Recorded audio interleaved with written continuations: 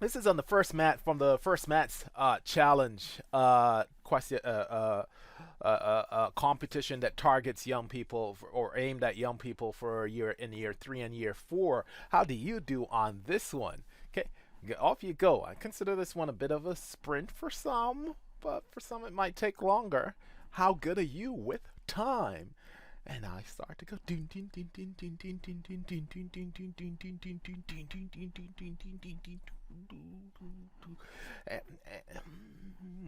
So the train leads, and remember, you can use the power of the pause. If you want more time, it is a live stream, but you can control the live stream by using pause.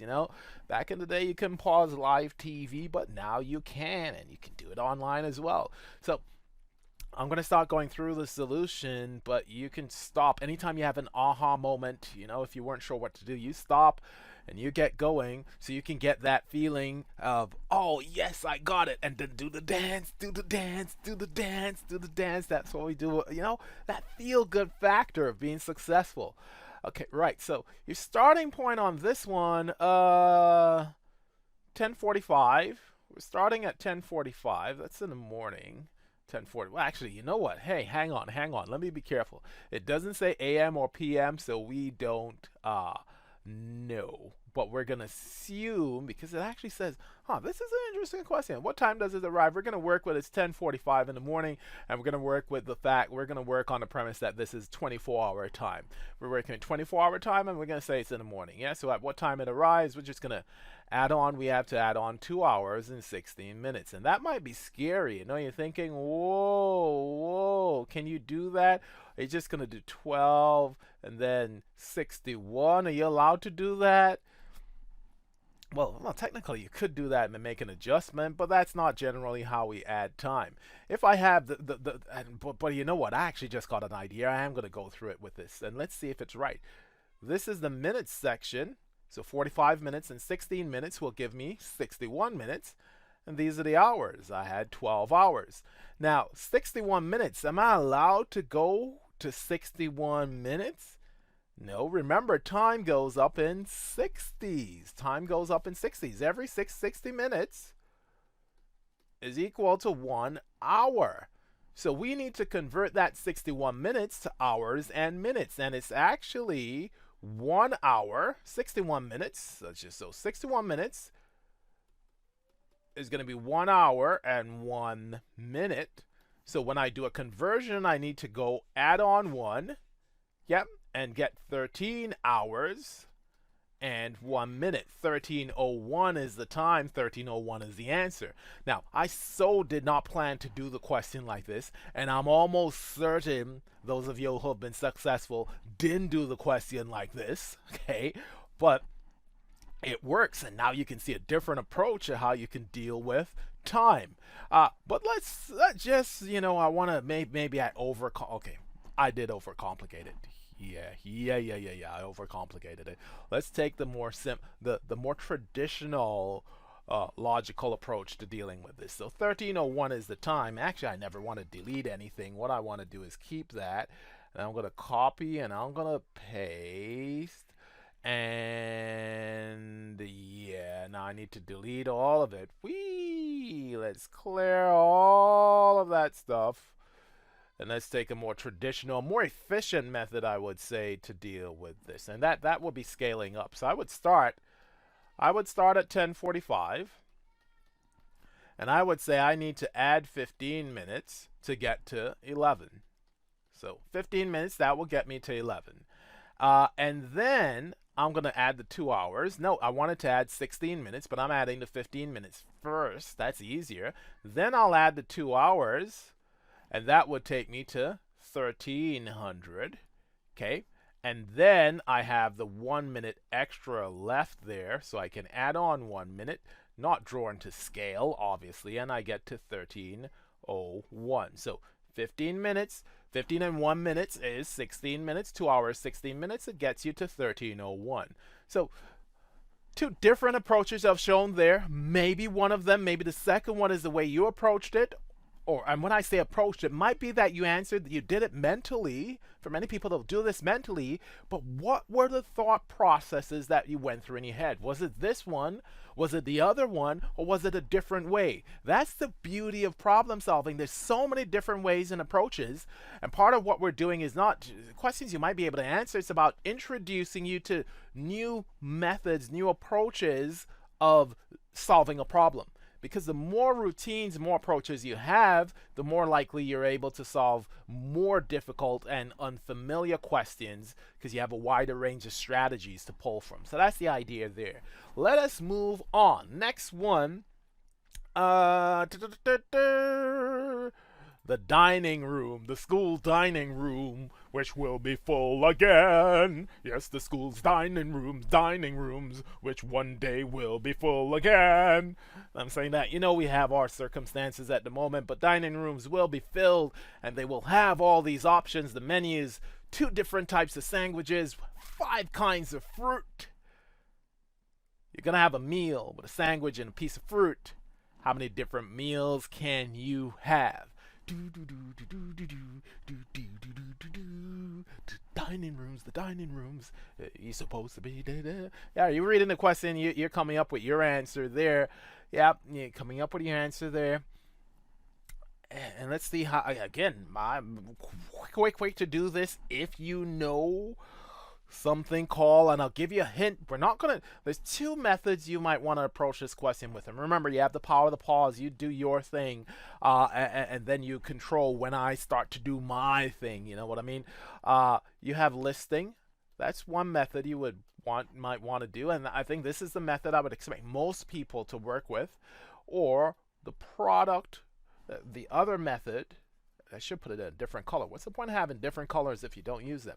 There's the product rule of, can I get the word in? Counting. It's a close, I can get that G in. I can get that G in.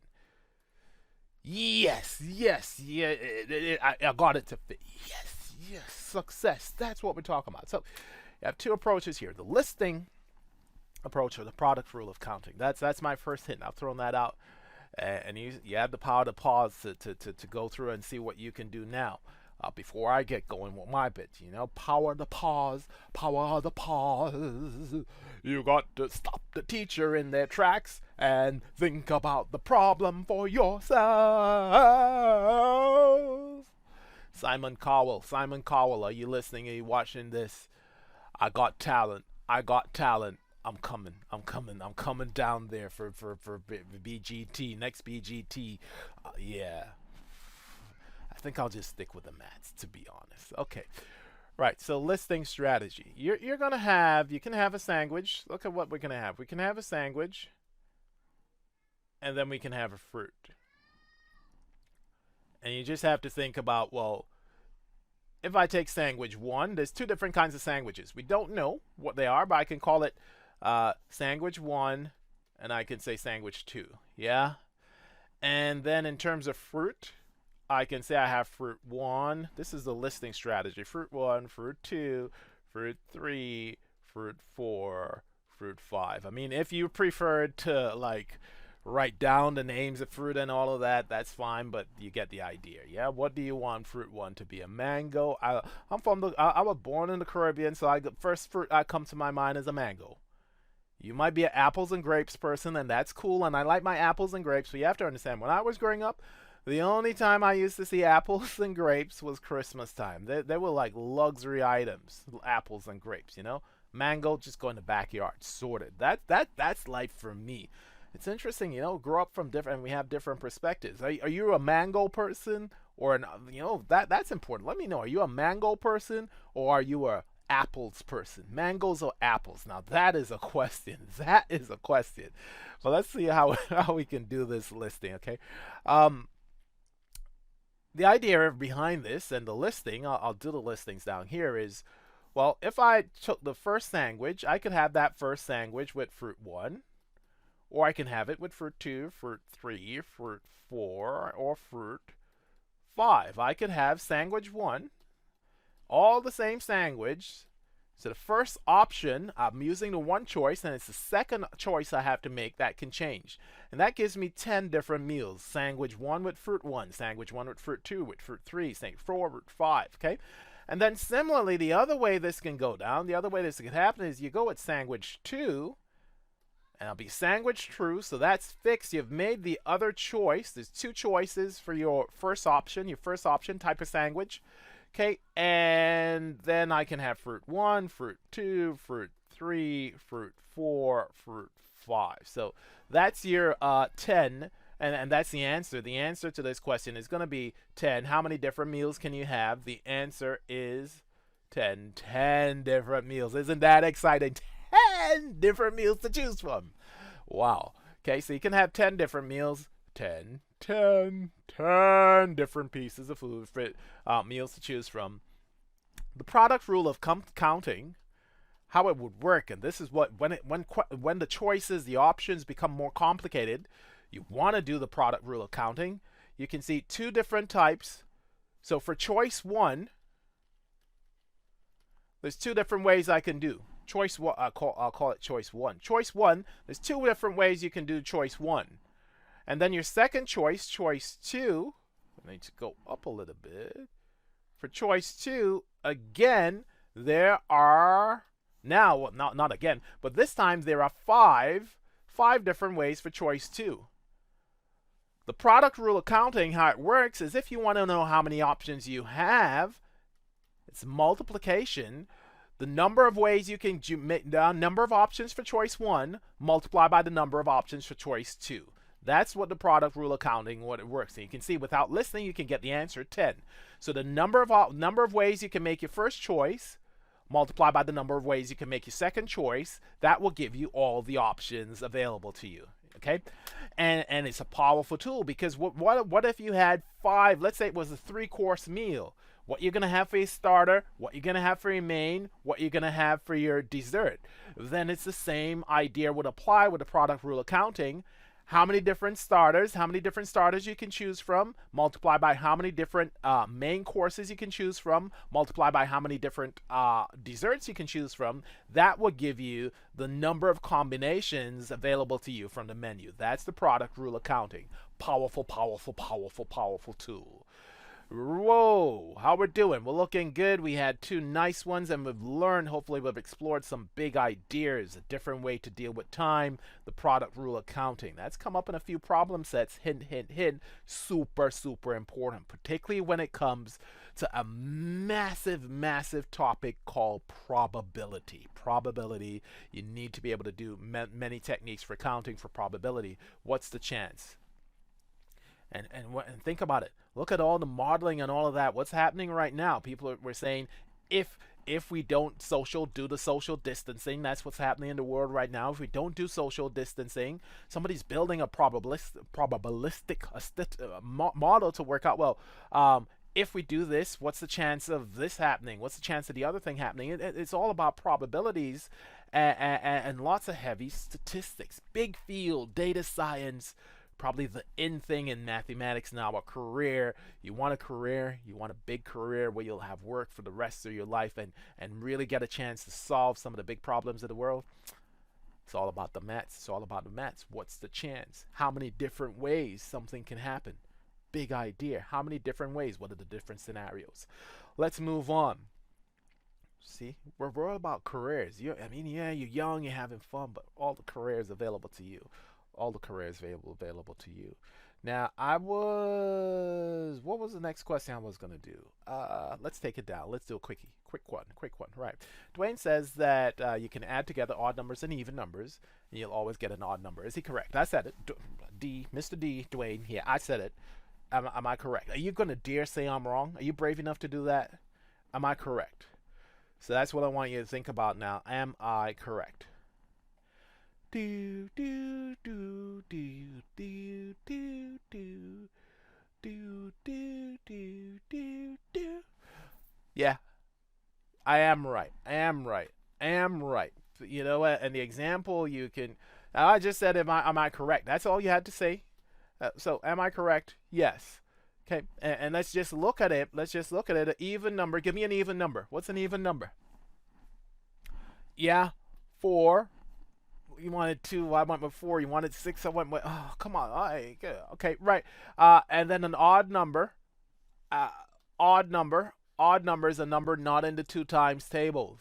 Not into 2 times tables. That's what it means to be odd. So I can go with 3, and 4 plus 3 will give me 7. Is 7 odd or even?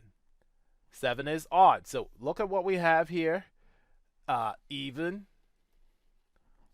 plus odd is going to be equal to, and we're seeing that it's giving me odd. Now you can say, well, hang on, sir, hang on. It said odd number, add together odd number first. Does it make a difference? Does order matter in addition?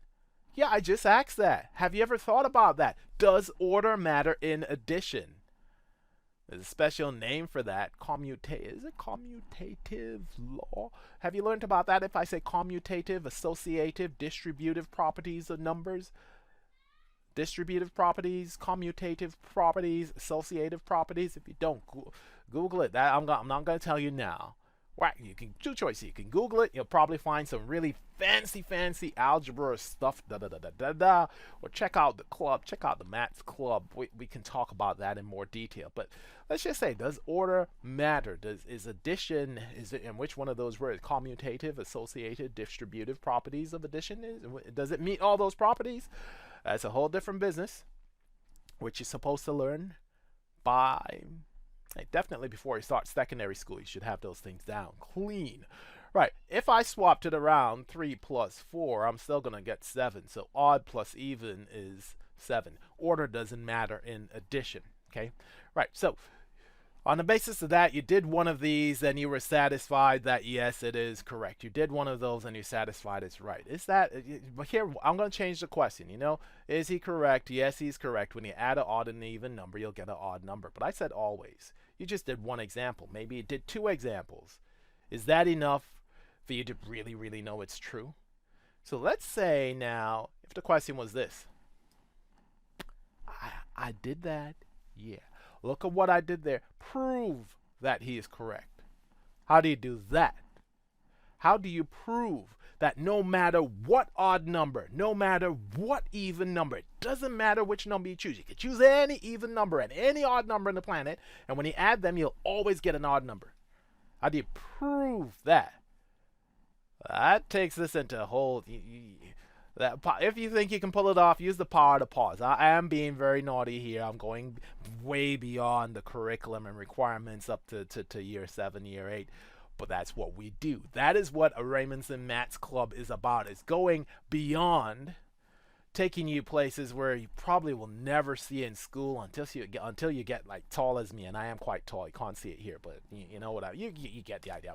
I'm 6 foot 6'2", yeah, 187 centimeters. That's how tall I am. Last time I checked. Have I grown? Okay, I'm playing. Okay, right. How do you prove it?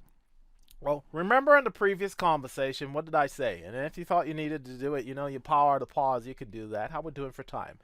19 minutes. Yeah, we're cool. We'll do this and then we'll do a special. I promise myself I'm not going to go over 30. I'm not supposed to be. Yeah, we'll sort that out. How do you prove? Well, you need to use algebra. That means you need to use letters. And then note what we want to show. We want to show that even. Sorry, I want to write it properly. So it's an odd number plus an even number. Okay, odd plus even. And we want to show that we will get odd. How do we do that with algebra? Well, what makes a number an even number? Even number is a number in the 2 times tables. We start off these things. I'm not gonna, let's just say let n be an a whole number. Let n be a whole number. We'll work with that. Okay. So I have n, and n is a whole number. What is a whole number? That's a whole numbers are your, wow. Am I going to get it? Fit here? Yeah, I'm going to get it fit. So let n be a whole number. Let's just say n is a whole number. So n could be 1, 2, 3, 4, 5, 6, 7, 8, 9, 10, anything you want, okay? N is a whole number, okay? So 1, 2, 3, 4, 5, 6, 7, 8, 9, 10, 11, 12, all that stuff. Whole numbers, no negatives, no zero, right? That's what we're looking at there.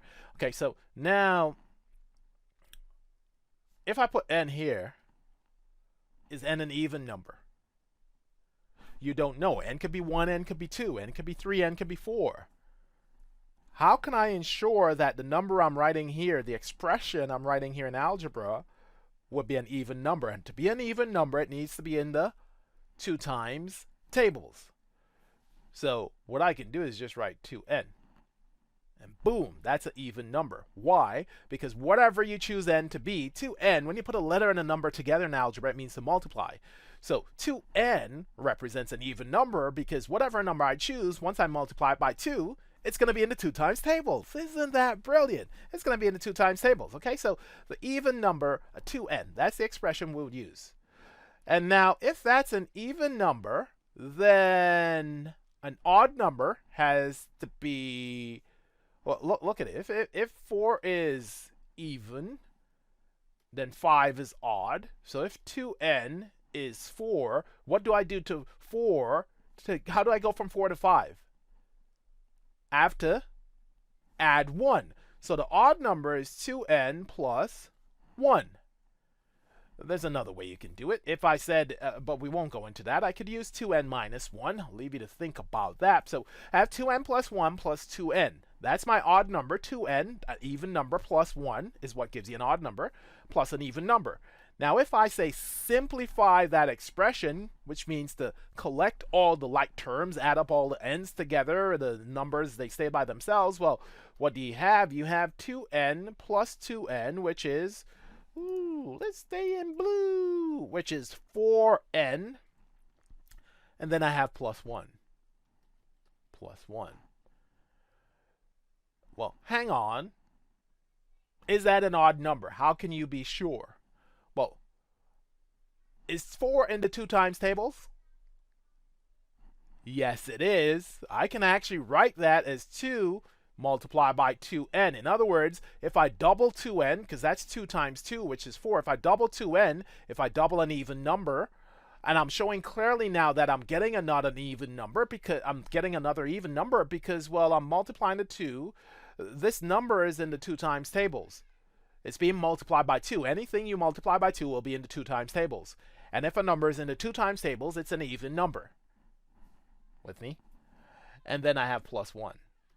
So I add 1. And well, hang on. I'm done. I can just say which is odd. Because the first number is even. First number is even. I need to move down a little bit. And even plus 1 will give me odd. That's the whole idea of an odd number. It's the odd number. It's not in the 2 times tables. It's the number, any number adjacent next to any whole number, any integer adjacent to an even number will be an odd number. So there you go. That's the way you can prove this. And I'm just throwing that out there. Remember, it's the power of video. You have the ability to replay, watch this over, and think about it. Okay, you're not meant to become an expert in proof or anything like that. I'm just throwing out ideas to you. That, in the Maths Club classes, that's where we have the chance to go into things in more detail, and then you have resources that you can use, the books and all of that, and videos to watch to help with that. But this is, we're just giving you a sense of what's possible, what you can learn, what you can develop your understanding. Okay, right, so now we got 6 minutes, and I don't want to be naughty, but I can't help myself. We're gonna go to actually, I'll take it down. I think this one was a big one, so let's take it easy. Right, next question. Let's look at speed. Let's look at speed. It takes me 3 minutes to cycle to school. When you can cycle to school. We know we're not doing it right now. Hopefully, yeah, it's not happening right now. But, right, have a look at this. See what you can come up with this. And be careful.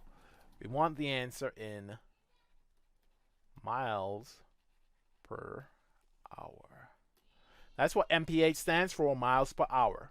And what you need to be thinking about is you now have your minutes.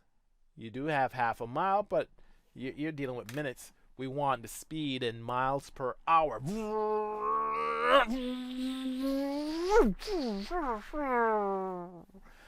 Right. What's the first thing you need to do on this question? What's the first thing you need to do?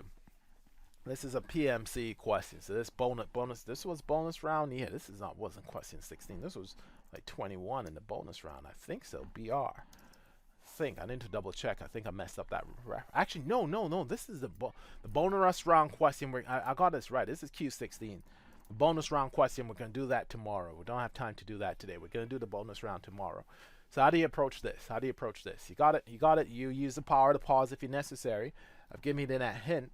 The thing, we know what's happening in 3 minutes. Okay. And the idea you want to be working with is how many minutes are in an hour? How many minutes in 1 hour? 60 minutes are in an hour. So we want to scale. If I do half mile in 3 minutes, I would have traveled half mile. That means in 60 minutes, 1 hour, how far I would have traveled. And how do you go? This is your proportional reasoning, your multiplicative reasoning. What do you do with 3? What do you multiply 3 by? It's bigger, so multiplication. What do I multiply 3 by to get 60? Now, if I multiply by 3 by 2, I'll get 6. So to get 60, it's 20. 20 is the number I'm looking for. And that means I need to multiply that half mile. The distance I would have traveled in the half mile would be an hour. And a half multiplied by 20 would give you, what's a half by 20? 10 miles. Okay. So in 3 minutes, you travel half a mile. That means that in 60 minutes, if you keep at the same rate, the same speed, you'd have traveled 10 miles. That's your answer. 10 miles per hour. That miles per hour, that was a hint there. Speed, we're measuring speed. Cycling speed. That word speed, no, I need to get it down here. That word speed is distance. Is the rate of change of distance over time. That's what we're looking at. Rate of change and average speed. So the average change in your distance over time. We know nobody goes at exactly the same speed for the whole journey, and we know that. So that's why we're using that word average speed. Okay, average speed is distance, the distance traveled over the total time. Okay, distance traveled over the total time it took. And what we want to do is just scale up because we want miles per hour. Anytime you see that word per, so even if you didn't fully understand what's how you calculate speed, the word per means divide. Okay, for every hour. So in other words, how many miles you will for every hour of your journey, how many miles would you have traveled? Miles per hour. And division is the idea. Miles being divided into hour. That's what you're looking at there. And you can see it, the distance, miles divided by the time would give you your speed. Okay, so what do we have? We have 10 miles per hour, and we have 10 because we scaled up to hour. How many hours do we have? If I use the calculation, so you just see that I have actually done a division. I need to clarify that.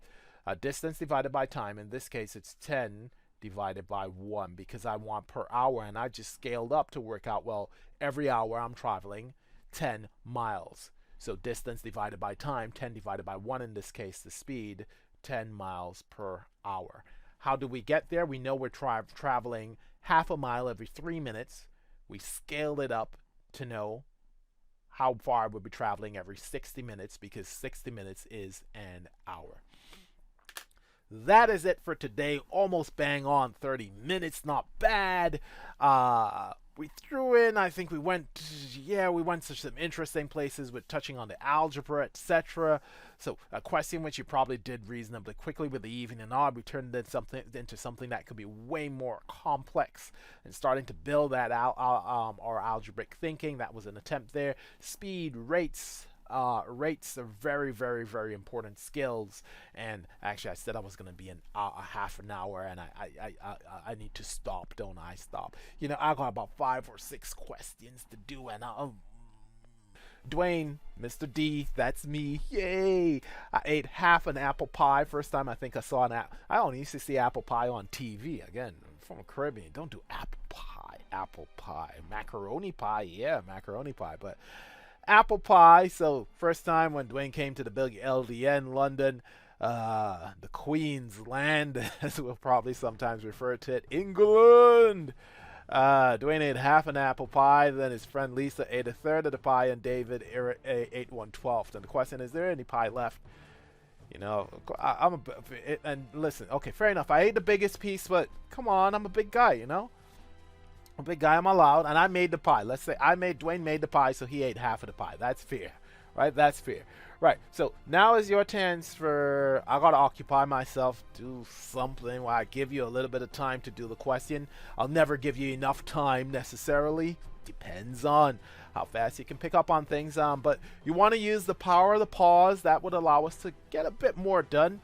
Use the power of the pause to if you need more time to do the question, and then you can look at me going through it, post up comments. I'll have a look, and if possible, I'm going to reply. It's a bit difficult to be talking, doing the maths, and watching the screen, and all those things, but I'm coming up with different ways to pull it off. And by the way, to new people watching this, the reality is once the question's on the screen, you're not supposed to be listening to me. Technically, I try to be like the distraction, the rather interesting person most of us have in our class. And if it's mommy or daddy watching, you remember the interesting people you had in your class who couldn't quite manage to focus on what the teacher was doing, and then the teacher spends all their time with them trying to get them to, do something. I don't know, maybe put the date in your book. That'd be nice. School is interesting. Yeah, right. Okay, right. Let's start doing this question. If you haven't done so already, and you were listening to me and you're having a giggle, a laugh, and all that, it is fun. Doing maths learning is fun. But you need to pause and actually try the question. You got to do some work. Have a laugh, but do some work. Yeah. And, sorry, I should have done that with serious face. You can have a laugh, but you have to do your work. You must never ever forget what your key focus has to be. Do you understand me?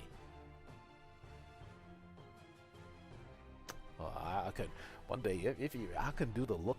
I got a power to do the look. Okay, right. So let's dissect this question and then go through. And if you haven't had a chance to work through it, you can pause. Use the power of the pause button to control things, or if you want, you go through it, and if I give you an aha moment, you finish with that aha moment. Okay. The strategy I would recommend with this is that 1/12. Start with the smallest fraction. That 1/12 means I've cut the pie into 12 equal pieces, and David is eating one of the 12 pieces. So what I would do, I'll draw a circle. I would attempt to draw a circle, and I'll attempt to cut it into 12 equal pieces.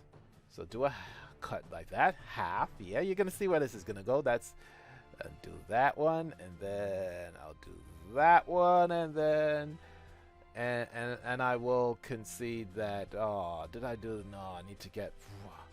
I don't. This is always hard, Okay, right. I wanted to read. No, that's not gonna work. You see, the confession I was gonna make is art was not my strong point. Okay, so what I want to do, I got a new strategy now. I'm gonna get this cutting into 12. Right. What you want to do is do one of those, then one of those, and then one of. Oh my goodness, Don't be laughing at me. Okay, right. I just did the same thing I did the same problem as before. Right. Okay, one more time. Don't laugh at the teacher. Don't laugh at the teacher, please. I'm going to get it this time. I'm going to do that. And that's so not in the center. Why have I got myself into this? You know what? Abandon ship, abandon the circle idea, please. that was going so bad. Let's say it's a rectangle pie. I know pie is supposed to be circle, but as you can see, it's like so not happening, okay? You know, I should have prepared the graphic before. Maybe that would have been better. Yeah, right. We're going to do the pi. And 1, 2, 3, 4. And you can see 1, 2, 3, 4, 5. We're going to make the pi a bit bigger. Okay, right. Now we have a pie with 12 equal pieces. That's a key idea. It's equal pieces. And let's see what happens. This is a strategy, and what I'm showing you here really more seriously is that a picture is worth 1,000 words. Did you do this question with a picture, or did you go on doing all sorts of fancy calculations, you know? We'll see, and we'll see what can work. Look at this, right? I now have 12 pieces. I want to share, I want 1/12. So that's 1 out of 12 pieces. That's David's piece there, sorted, okay? Right, now I want 1/3 of the pie. For a third, I need to share into 3 equal pieces. That's what 1/3 means. You share into 3 equal pieces. So if I'm thinking about sharing into 3 equal pieces, I look at this 3 equal pieces, and I'm thinking, well, 1 piece for 1/3 has to be 1, 2, 3, 4. So you see, by drawing a diagram, you quickly can think, although I built it for 12ths, in 12 equal pieces, you can still see sharing into 3 equal pieces, and you'll also see sharing into 2 equal pieces, okay? So I look at this and I can see that sharing into thirds is 4 pieces, okay? So 1, 2, 3, 4 pieces I need to shade.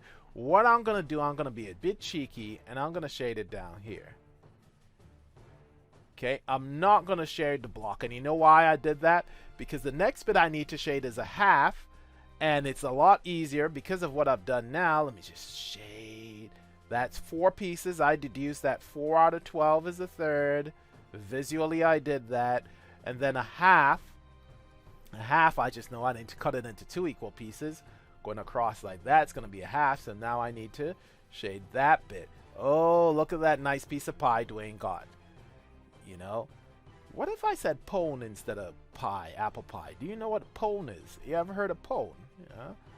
If you're from the Caribbean, you'll know what I'm talking about, and you're smiling now. Yeah, nice piece of pone made from cassava and pumpkin. Very healthy. If you don't know about it, think Trinidad, cassava, pumpkin, pone.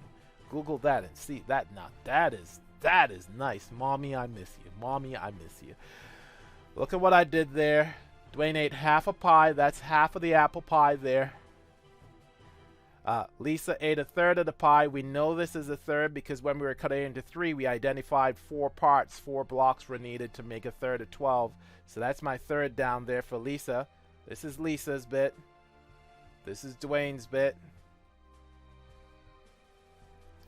And then this is David's bit. David only had a little piece. 1/12.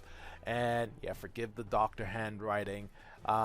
Is there any pie left? Yeah, one piece out of 12. 1/12 is left. 1/12 is left. Oh my goodness, that wasn't supposed to happen to the screen. What happened there? 1/12 is left. Okay, so the answer is, there any pie left? Do you want to say yes? And you've done a visual to show that clearly. Now, if you didn't do that visual, hey, it's maths. If you just say, if they ask you a question like this and I wasn't specific enough to say you must show your working, you don't show any working, you just say yes. Whoa, you dropped it out of the sky. Yes, dropped out. You flipped a coin and you went with heads yes, tails no. Come on, be serious. You got to show your working.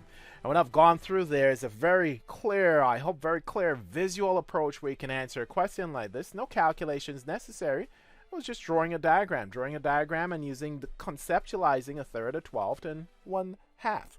And that's that question sorted down there. Okay. Now we have to scale things up a bit. Okay.